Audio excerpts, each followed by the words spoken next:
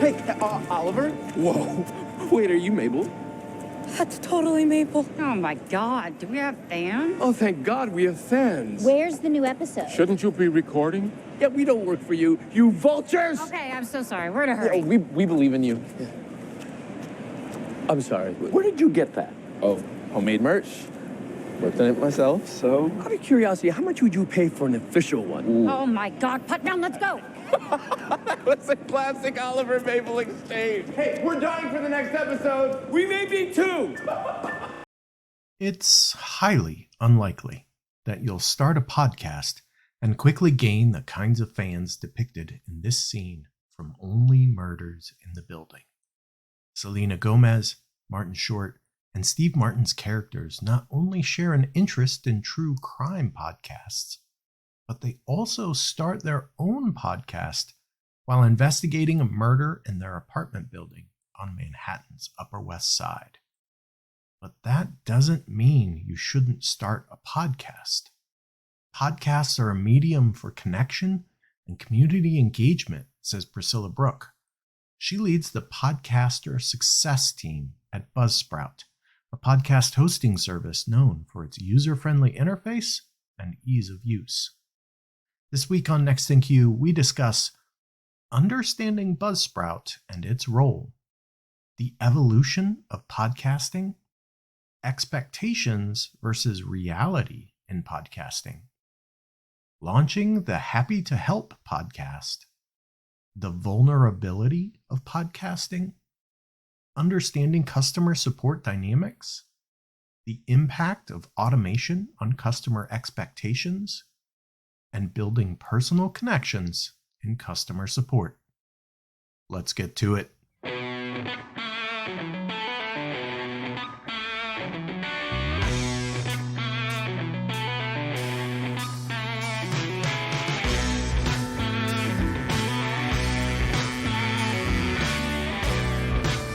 Welcome to Next in Queue, the podcast for contact center and customer experience professionals. Next in Queue is brought to you by Happy 2 Vision. Eliminate blind spots and see right through every conversation with Happy 2 Vision.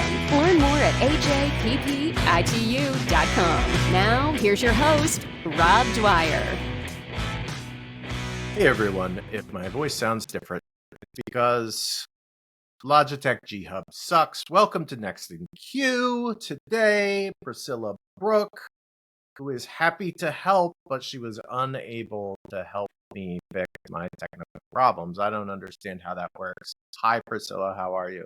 I can't believe you're starting it off by throwing me under the bus. Right out of the gate, directly under the bus. All the wheels of the bus go round and round, right over you.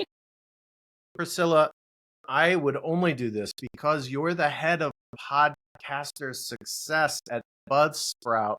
I am a podcaster. I feel like I'm not having success right now because of this mic issue.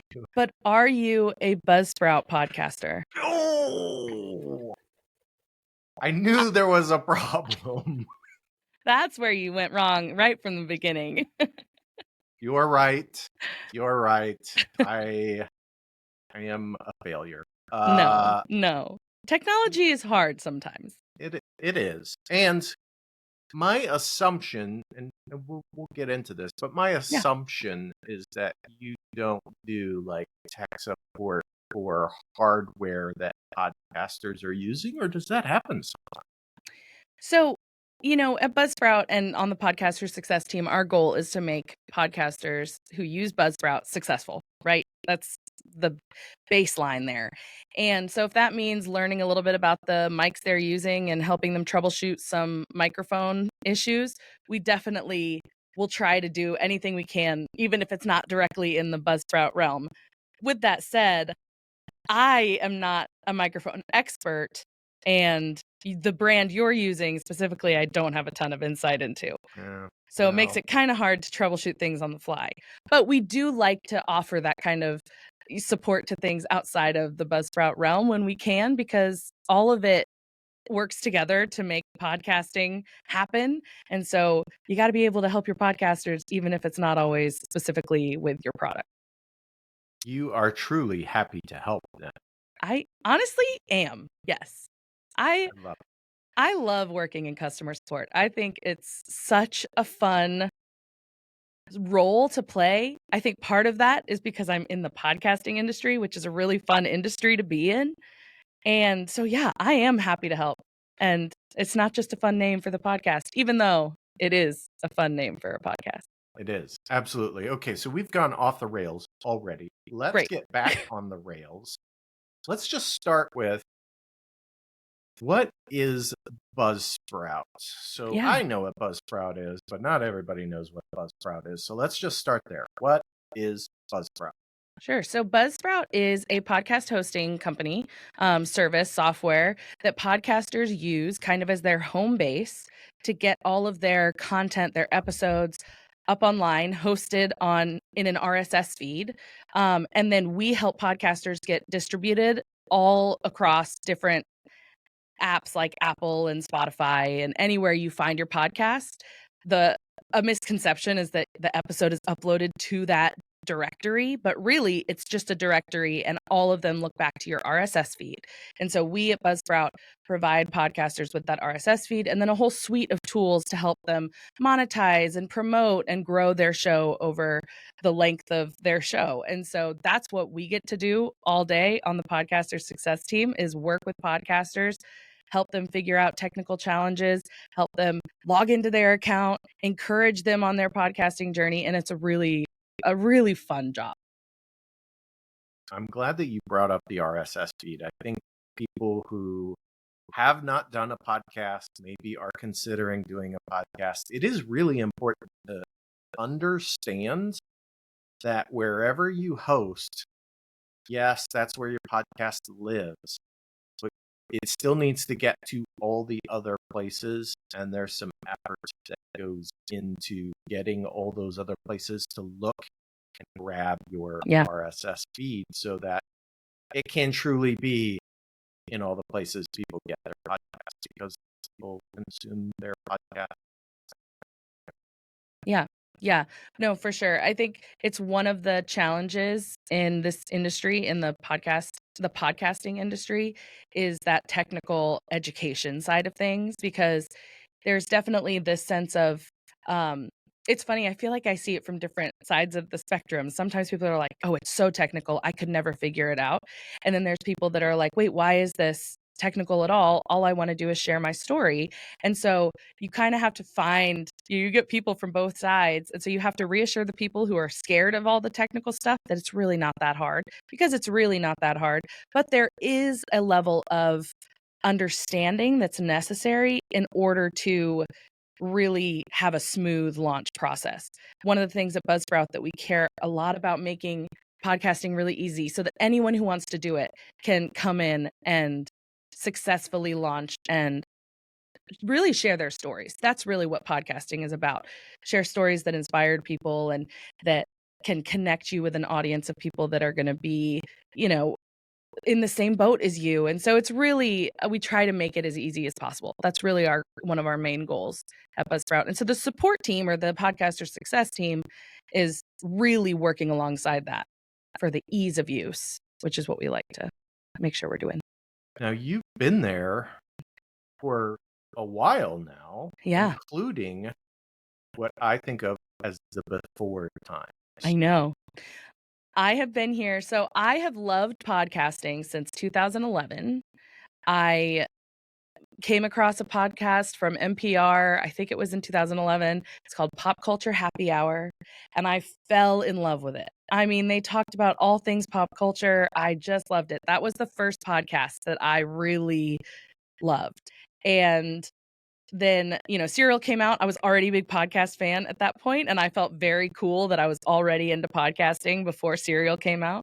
But in 2017 is when I joined Buzzsprout as their first full-time support person. And really, podcasting just completely changed around that time, and then into 2020 during the pandemic, and everyone started podcasts.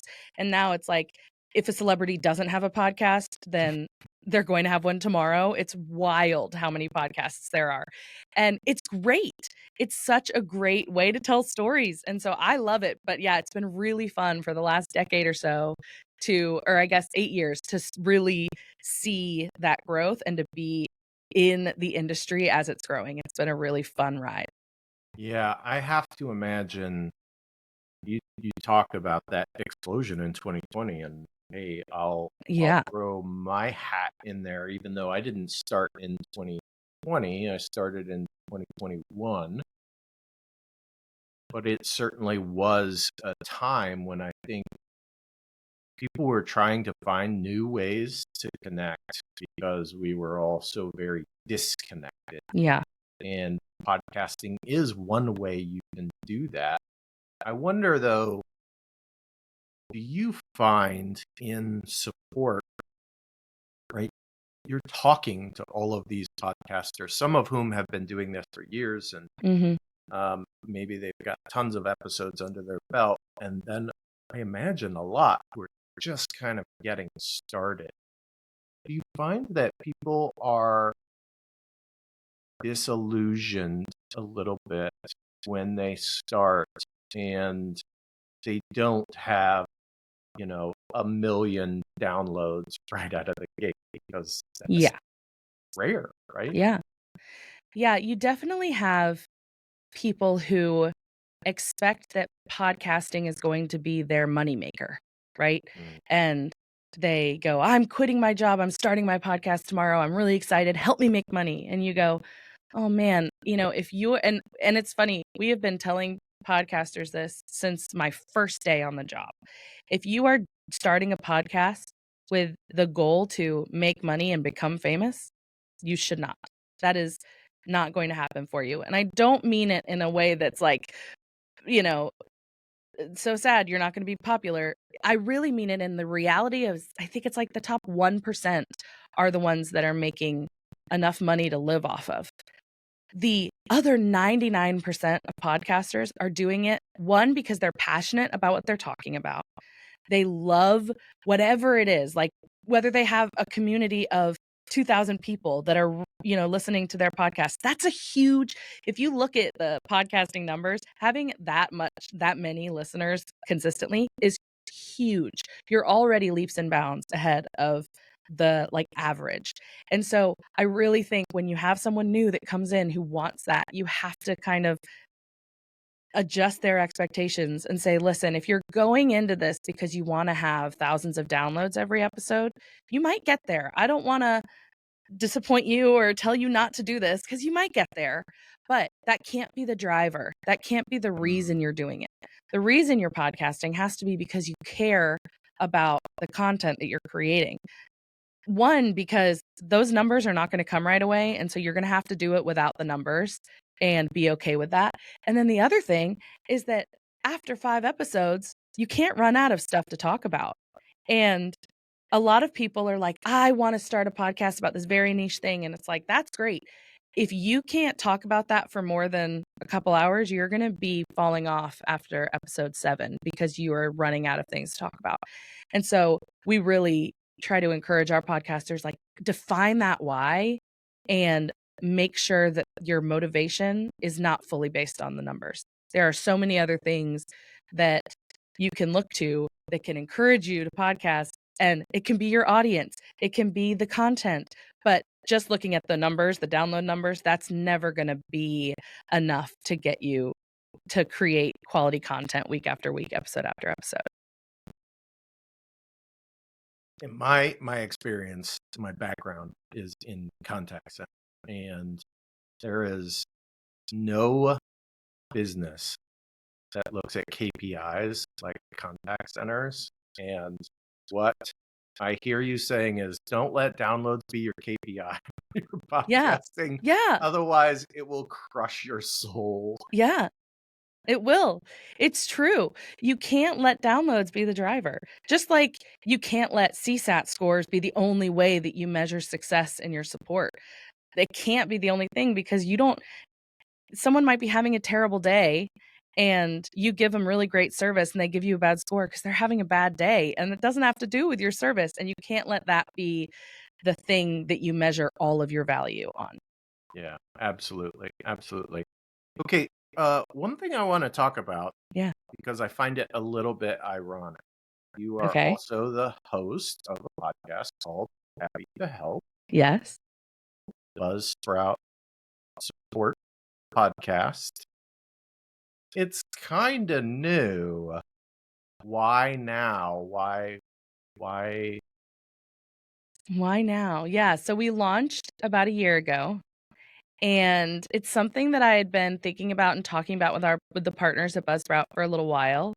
Um, and really, I think the reason we decided to go ahead and launch it was because I f- our support that we offer our podcasters felt very unique in that we really cared about our podcasters. We really care about them as humans, as people. And when I was looking at other support teams at the time, a couple years ago, that's not what I was seeing, is this real true care for people. And the motivator behind the work you're doing being that you care about someone, that you want to make them happy. It was so much more focused on those metrics and focused on, getting in and out and response times and all of that. And so I really thought, we have this really unique way of offering support, and I want to share that with people. And I also selfishly want to learn from other leaders in the space who are doing support the way that we're doing support. And I feel very strongly that a lot of people would respond to our support over at Buzzsprout support and say, "Oh my gosh, you guys are like, this is such a fresh or a breath of fresh air, right? To experience this great support." And I'd be like, "Man, I hate that. I hate that you're not experiencing this every single time you need help. Like, come on, why is that not happening?" And so part of the reasoning for starting the podcast was my hope that it will help with everyone else who is also talking about this to elevate the standard of support that we're offering as an industry, as the support industry, so that that becomes the expectation, is that you're going to get a great service, and not the exception is that you're going to get great service. And so that's really why we launched Happy to Help. I also really love the idea that we really are happy to help people, and I hire people for my team who love people and are excited and happy to support and help people. And I think that that's kind of where the name came from, but I like the idea of looking at the joy of customer support and realizing the cool thing we get to do, which is positively impact people's days every single day. Yeah, I love it. It's funny because your podcast name and our company name have very much in the same Yeah. vein of that. We're happy to help, that mindset that comes, and it really is a mindset that you need to hire for, Yeah. as opposed to the skill set that often it's hard to put that mindset on a resume. Yes, it really is. And honestly, if you're trying to hire and grow your team quickly, it's hard to find people that fit that consistently and can do the work that's required, because really you do need those technical skills. You do need those writing skills, but the soft skills that you're talking about that make someone really excited and passionate about doing this kind of work is harder to find. And so it means a little bit probably longer in the hiring process, and being more intentional about how you're reviewing people to find that quality, which can be hard to find. Yeah, absolutely. Okay, so I have a question about, you're a year into your own podcast journey. Yeah. What have you found to be the surprising thing about doing this that either you didn't expect or has been harder than you anticipated? Yeah. So I think the thing that struck me right off the bat, this was about a year ago when we were launching. Putting it in perspective, I've worked in podcasting at this point for 7 years. This is, last year. I have a producer that I'm working with, so I'm not doing all of the editing. So I've got someone really helping me on the technical side. I work for a company that does podcasting, so we have a studio, we have all of the equipment. So literally, I am in the easiest position to start a podcast, and it was so hard. And I don't mean it was hard like I couldn't figure out the technical stuff. Like, it was hard for me to wrap my mind around the fact that I was going to have to sit down and share my thoughts in a recorded way and then have that pushed out, and the vulnerability of it. That's what was hard for me in the beginning. So all of those other things, like I remember thinking, this is going to be a challenge. It's new. I'm going to have to, figure this out. But I didn't realize how vulnerable I was going to feel pushing publish on that first episode, even with all those things in place. And, I think it really has helped me to empathize even more with the podcasters who write into Buzzsprout and say things like, "Oh, I'm so nervous about this first episode." Because before I would say, "Oh, don't be nervous. It's great. You're going to get better." It is one thing to tell someone else that. It is another thing to feel that and to go, "Oh my gosh, I have to push this out." And then I have to tell all of my coworkers that it's live. And so they're all going to listen to it. And then I have to go and promote it to my friends and family. And then I have to, and then I have to go and promote it to strangers. And that can be very scary. And I think that was something I didn't expect to feel, and felt it really strongly. And then we were just talking about those numbers. When I didn't see numbers showing up immediately, I was like, "Oh my gosh, no one's listening. Oh no, I have nothing important to say. No one cares about what I'm saying." And that imposter syndrome really did a number on me in the beginning. And luckily, I have a really great group of people here at Buzzsprout who are very encouraging. But it really, again, made me realize that if you are a solo podcaster and you don't have that support system telling you, "Hey, you're doing great work. This is great content. The stats will come. The downloads will come. You will grow." If you don't have that encouragement, it can be really hard to get past 2 or 3 episodes. And I think those were kind of the big things in the beginning there that kind of struck me as, oh, I see the value now even more of having a team of people like the Buzzsprout support team there to encourage you with each episode that you publish, because it can be so isolating, especially if you don't have a producer and a co-host and all the things that I was luckily able to have. It's so important to have that team of people. And I love the fact that the Buzzsprout support team can be that team of people for our podcasters. So if someone needs some encouragement and they're like, "Man, I'm feeling like I'm at the end of this and I don't know if I can keep going," and they know they can reach out to us and we will listen to their episodes, give them feedback, help them out. I think that value that we offer became so much more real when I was feeling it myself. Yeah, it is. For anyone who has not sat in this seat behind a microphone and done this, and I would say even guesting on a podcast is very different than hosting. Absolutely. A podcast. Guesting on a podcast is easy. Yeah.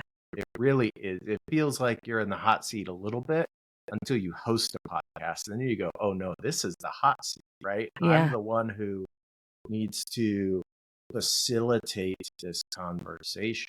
I need to be the type of person that asks questions to make the other person sound smart and look smart and get there. They have insights, right? I may need to kind of yank them out of some guests. Some guests, you don't know anything. They know what they're doing, and Exactly. They're happy to talk. There you go. And they're happy to help you along that journey, but it is really hard. And if you also include video in your podcast, which I have done since the very beginning, because my intention was I wanted the video for social media, I wanted the clips. That adds even more to that vulnerability. It really does. About.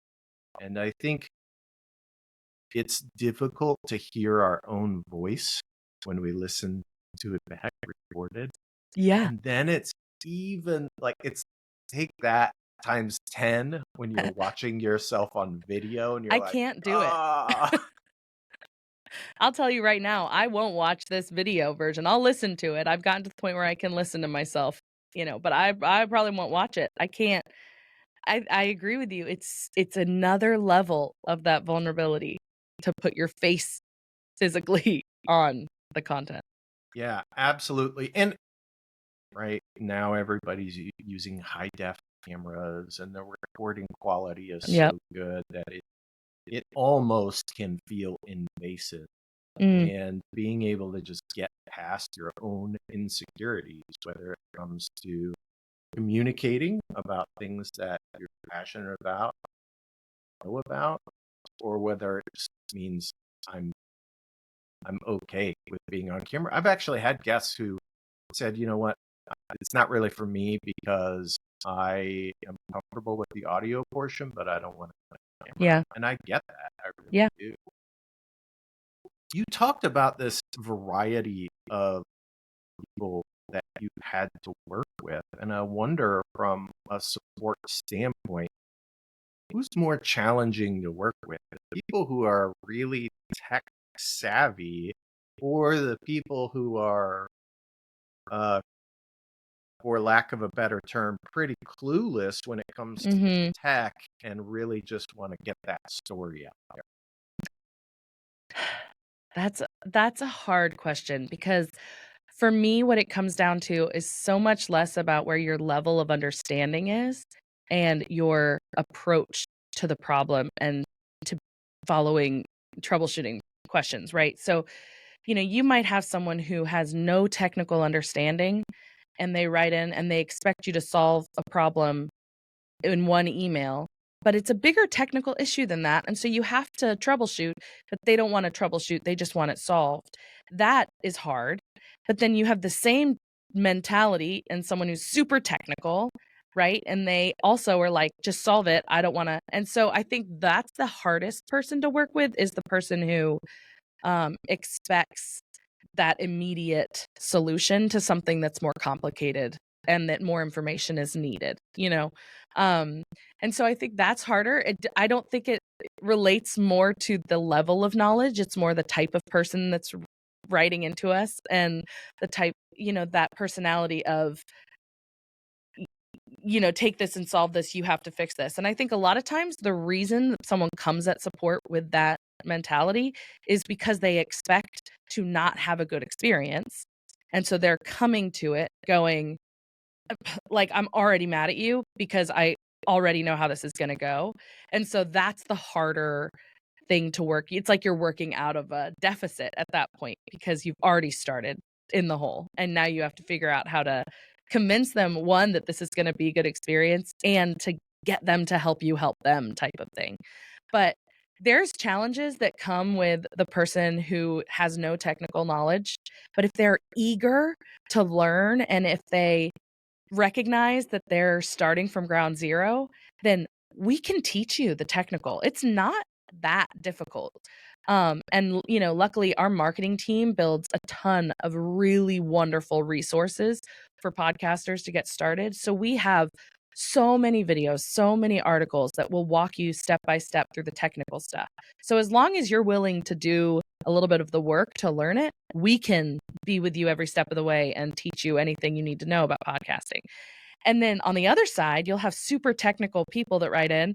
And we have a team of people who love podcasting and that are pretty knowledgeable on the technical side. But in the support team, our technical knowledge has a limit. And so there's definitely an aspect of, hey, if you're willing to sit with me while we troubleshoot things, then this is great. And if I need to, I'm going to pull in someone with that technical understanding that's going to help you get to where you are because you're so much higher than where we are. As long as you are willing to like accept the humanity of like we're humans who are trying our best, then it's great. It's when you have people who write in who are like, you need to solve this, and and you kind of want to go, okay, but I'm a human person, I need to get a little bit information in order to solve this for you. That's where it gets a little bit more difficult. It's much more personality and much less level of technical knowledge. I wonder, has those people that don't necessarily acknowledge the humanity on the Yeah. other end, has the volume or the percentage of that type of inquiry changed over time? And the reason that I ask this, I'll just couch this for you, Yeah. is I'm curious as we move toward more and more automated solutions, not necessarily in your organization, but in organizations across the globe. We see whether it's chatbots, kind of the traditional chatbots, all of the automated solutions that are out there, but now with the Gen AI type of chatbots, Yeah. and even voice bots. I wonder if people are starting to have different expectations when they reach out for help, and if that's changing attitudes. Do you see that, or is it pretty consistent? I think that I'm a little I think that we are in an interesting spot at Buzzsprout. I have always kind of felt like our podcasters, our customers are the best customers, right? So we definitely have people who are, frustrating, come in upset and have that, a more negative, starting point. We definitely have that. For the most part, I think we have the best customers in the world because they are so kind and they are so understanding and they work with us. And so I want to acknowledge that I think I'm coming from a place that is not naturally, where people are coming from. I think that over the years, I feel like I see that expectation of the service to be higher. I feel like in the beginning there were more um it was much more acceptable for someone to come in kind of like with these low expectations. They'd get a, mediocre response and they'd be okay with that and you'd move on, and it wasn't a big issue. I think now expectations are a little bit higher when it comes to the personal aspect. And I think when you talk about chatbots and just AI and the way that that's starting to, and it really has always, but really is starting to like get into the support world. I think the thing that I see is that people are even more blown away when they have the personal conversation. And so they expect, oh man, I have to email this team. Like we don't have a chat bot right now. It's all email based. And so people expect it to be a 24-hour turnover and oh my gosh. And so they write in and they go, okay, I'm going to, get some AI response. And then we respond and they're like, whoa, they responded. This is a real person. They noticed this about my podcast and they pointed it out. Now I know that I'm talking to a real person. I think that is that like ability to blow people away when you have it's like that relational side of it. The value is so much higher now when there's the understanding that a lot of people are using AI as they should as a tool to help help them offer a better experience, but really leaning into that personal side of support and like I said, making sure that people know you care about them and showing that you're happy to be doing this job and going out of your way for that relational side, that has such a huge impact, even more now than it did 7 years ago before AI was ever a part of the conversation. Yeah, it always strikes me when I know a detail about one of our customer business they don't expect me to know. Mm-hmm. And it comes up in conversation. They're like, wow, how did you know? Well, I do pay attention. I do Yeah. care. I want you to be successful. And you can tell just by the sound of their voice or the look on their face, like, oh, that's unexpected. And Yeah. I know that it builds that relationship that we have that becomes more than just this transactional, we're a vendor, Yeah. you use us for X, Y, or Z. No, it becomes I like to work with this person and they happen to provide this Yeah. solution. So 100% agree with you. I think some companies, however, are losing sight of that and would Yes. do well to remember it's about relationship. And the relationship aspect of it is what's going to push your support and the experience to the remarkable, excellent level.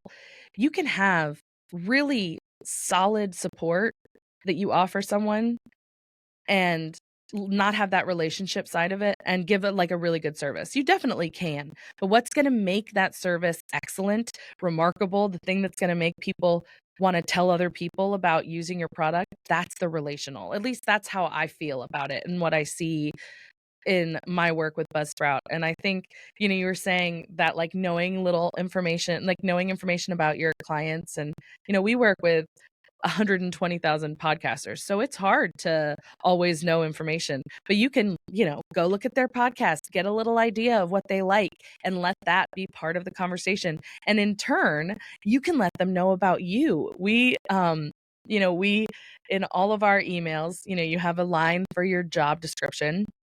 Most places would say like, okay, senior support specialist, that's what you put there.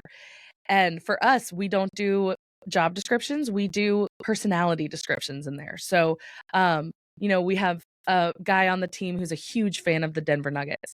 And so his job description is currently obsessing over the Denver Nuggets. And you'll be surprised how many people bring that up to him. They see it and they go, oh my gosh, I'm a huge Clippers fan. Did you watch the game the other day? I don't even know if those two teams usually play each other. I'm not a big basketball person, but it's so cool to see that. And we don't go, other than adding it into our job description line, it's not something that we go out of our way to bring up, but people will bring it up to us. And we have someone who's is based in Colorado and does a lot of skiing, and so hers has something to do with being a ski slopes dominator. And the amount of conversations she'll get into with a podcaster about, oh, I went skiing at this place last week, or I love to go to this spot. Oh, we went there last week. It really builds that relationship. And then when that podcaster runs into an issue with their podcast, they go, I know that Kate, the girl who loves to ski in Colorado, is going to be able to help me. So I'm going to reach out to Kate, and she's on my team. Like, I know her.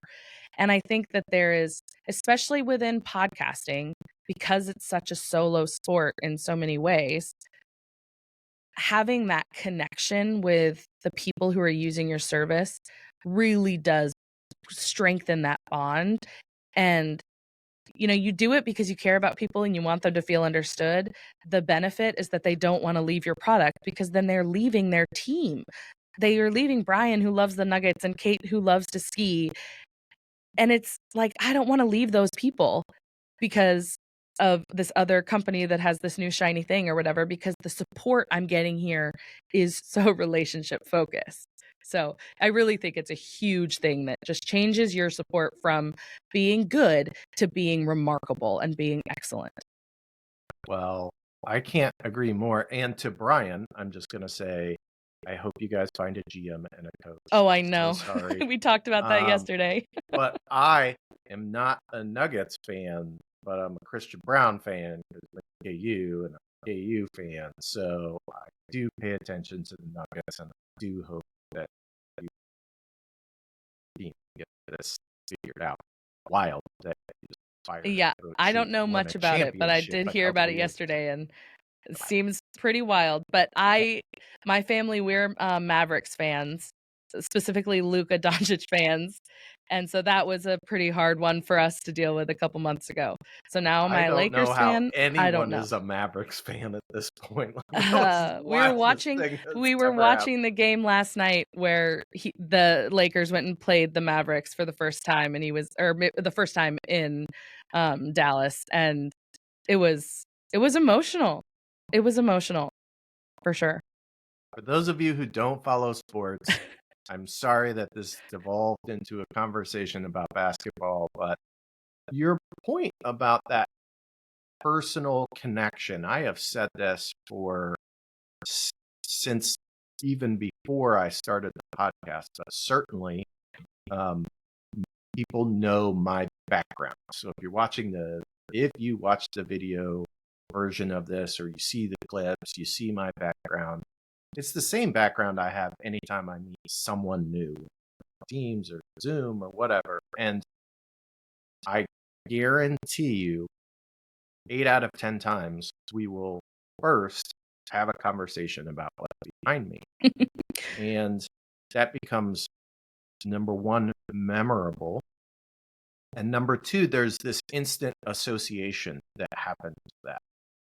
So that association makes you more memorable, because now it's one of those tricks that has to do with like remembering names, right? Mhm. Lots of people will talk about they struggle to remember names, and there are some tricks, but they're really strategies that go into remembering someone's name. And Yeah. part of really creating those neural pathways in your brain that says, when I see this face, I know I'm talking to Priscilla Right. or whomever. And you can really hack that way that our minds work by creating something memorable about yourself, whether it's that you're obsessing over your favorite sports team, or that you spent a ridiculous amount of money on Lego Star Wars, or whatever it Yeah. is. But it helps create an emotional connection with people who either share that same passion or share something adjacent to that passion where they can understand it. And it just makes us more human. Like Yeah. that, It that's an humanizes. Yeah, it humanizes us. I think that's the thing that, you know, I think a lot of times, especially now in this society that we're in, so much of everything we do, work related or not, is transactional. So, what can I do for you? What can you do for me? And how can we make this an even split, or a split so that I'm benefiting from this transaction? And it's a tough one because there is so much more to us as human beings than what we can offer each other in that way of what I can do to benefit you and vice versa. And there's so many things that make me up who I am beyond this one little niche. And so I think, you know, what you're saying about being able to see from just this image that you are a Star Wars fan helps me understand who you are more, which allows me to empathize with you more. It allows me to be more patient with you. We always tell people when they're starting on the Buzzsprout support team, if you're having a hard time being patient with someone who you're working with, imagine that they're your mom, because you can be more patient with your mom. If your mom is trying to learn something technical, you're going to be a little bit more patient with her because you know her. But Sally, who writes in, who might be the same age as your mom, the same technical background, it's going to be harder to be patient with her because you don't know her. And so we always say, like, think about it as someone that you know. It's easier to empathize and be patient and be kind with people when you know a little bit more about what makes them up. And so it's kind of a strategy for us in a way to include that, because it humanizes us to our customers and says, hey, I am a human and my job is to help you and give you a really good experience. And if you remember that I'm a human person and not a robot, hopefully you'll have a little grace for me, because I'm going to mess up. It's going to happen. We're humans. And we all know that we've spoken out of turn, or we've said something that wasn't exactly accurate or whatever in an email. And the times when people have grace for that is so nice. But the times that they don't is really hard. And so I think, you know, sometimes you have to find those boundaries and say, you know, hey, I'm a human person. I'm really trying my best here. Have a little grace with me. And sometimes you don't have to get to that point if you can humanize yourself before it gets to that place. And so I love that you have I think that our first conversation when we first met, the first thing I said was something about the Star Wars, because we have that same replica in my office, because my boss is a huge Star Wars fan, and his little personality description is a troubleshooting Jedi. So it's I great. love it. If there is nothing that you take away from this episode, this is the strategy, people. Change your titles in outgoing emails from your support team to something that they love and strategy. You mentioned, what was it, 120,000 podcasts? Yes. Yeah. Okay, here's what I want to know. Okay. What's your favorite podcast that you discovered through working in support at Buzzsprout? Whether it was just word of mouth on your team, or you actually were working with that podcaster to help them on something. What's that podcast? It's time to give them a free shout out, right? It's tough. It's tough because we say so many, okay? There's so many of them, and the one that comes to mind is probably a little more popular, so I'm sorry that I'm not shouting out a super indie one, but, I am a big fan of comedy and comedy podcasts, and one of my favorite comedians is Paul F. Tompkins. I think he is just a genius when it comes to comedy, and he and his wife started a podcast in the pandemic called Stay F Homekins because they were home all the time. And I worked with them a little bit in the beginning to help them get going. His wife was really pushing the podcast and starting it and launching it. And so I worked with her a little bit. And that's how I discovered that it was happening in the first place, is because she reached out to our support team. And so that really, when I think of like a show that I discovered and really fell in love with through support, that's the one I think of, Stay of Homekins, and they're still doing episodes, so I highly recommend that you go and listen to it. It's a husband and wife after dinner podcast, and it's really just lovely, and they're so funny, and so it's so worth listening to. But it's amazing how many different shows you interact with. And you start to realize that there are you can literally look up anything and you will find a podcast about it. And you will find someone who is passionate about that thing. And, we were talking about that being the reason why you should start a show is because you are passionate about the topic that you're talking about. But it's encouraging. Sometimes it's a little weird. You're like, what? This is the thing that you want to talk about? But it's wonderful. And it gives people an outlet to talk about the things they love and to find that community. It's kind of like Reddit, how you have you can build these subreddits and find your community of people who like to talk about what you like to talk about. It's a similar idea with podcasting. You can find the thing you love and you can start to build your audience and then build this little community of people who all love the same thing you love. And it can be super niche. There's, I'm a big Taylor Swift fan, so there's Taylor Swift podcasts that I listen to and love and feel like I'm friends with. And like I said, the comedy podcasts that I listen to. It really is like such a good way to connect with people.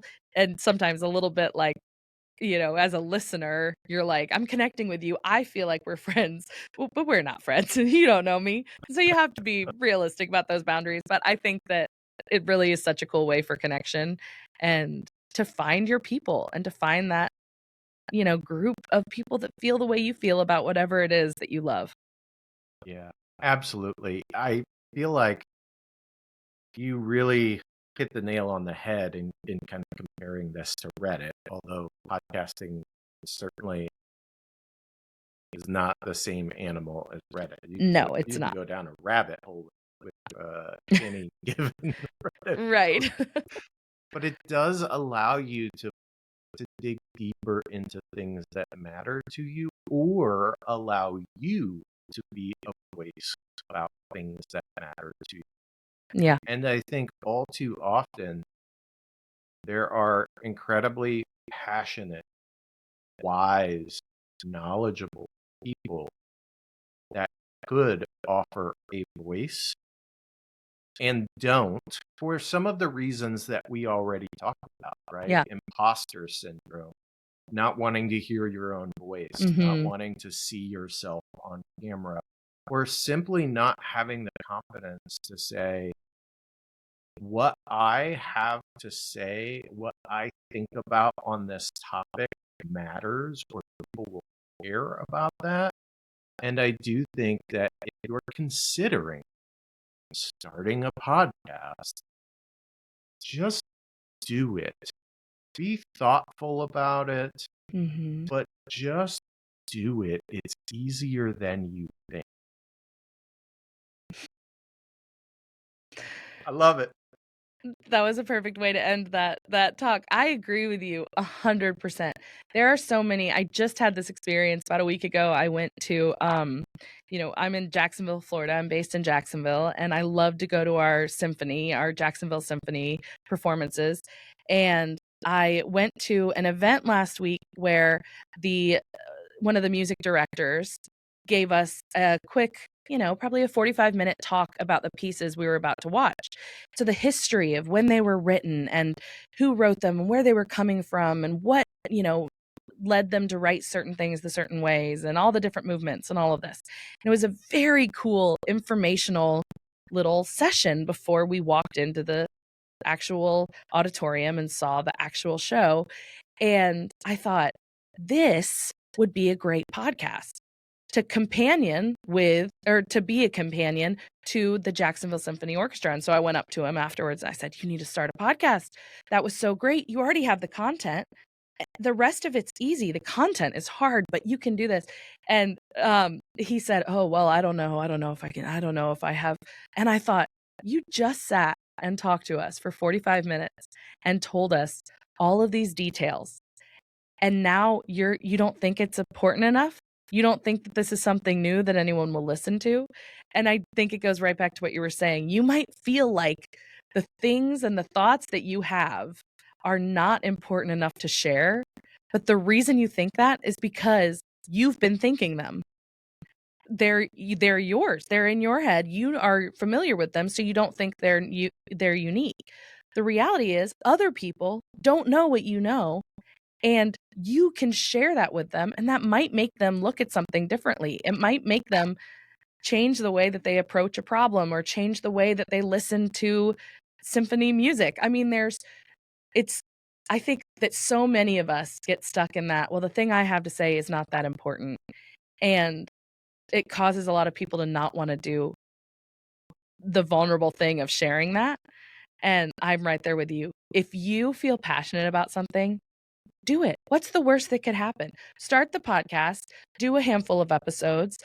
If you don't like it, you can stop.